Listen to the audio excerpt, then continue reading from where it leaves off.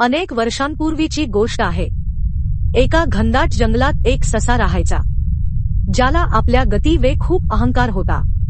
त्याला जंगलात कोणी देखील दिसले तर तो त्याच्याशी पैज लावायचा व शर्यत जिंकायचा। सर्वांसमोर खूप स्वतःचे कौतुक करायचा व इतरांचा अपमान करायचा। एकदा जंगलात फिरत असताना त्याला एक कासव दिसले। त्याचा हळूपणा पाहून सशाने त्याच्याशी शर्यत लावायची ठरवली। जंगलात असलेल्या डोंगरावर जो कोणी आधी पोहोचेल तो जिंकेल। कासवाने सशाची शर्यत करण्यासाठी संमती दिली व शर्यतसाठी तयार झाले। जंगलातील सर्व प्राणी ससा आणि कासवाची शर्यत पाहण्यासाठी जमा झाले। शर्यत सुरू होताच कासव ससा पळायला लागला व कासव मात्र हळूहळू चालत होते। पुढे गेल्यावर सशाने वळून पाहिले तर कासव कुठेही दिसले नाही। सशाने विचार केला की कासव खूप हळू चालते आहे, त्याला इथपर्यंत येण्यासाठी खूप वेळ लागेल। मी थोडा वेळ आराम करून घेतो। व तो तिथेच झोपून गेला।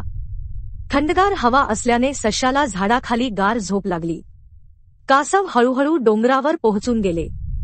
इकडे सशाला जाग आली व त्याला समजले की खूप उशीर झाला आहे। तो पळत पळत डोंगरावर गेला व त्याने पाहिले की कासव आधीच डोंगरावर पोहोचून शर्यत जिंकले आहे। कासव शर्यत जिंकले म्हणून सर्व प्राण्यांनी टाळ्या वाजवल्या व त्याचे कौतुक केले। कासव शर्यत जिंकले व सशाने मान्य केले।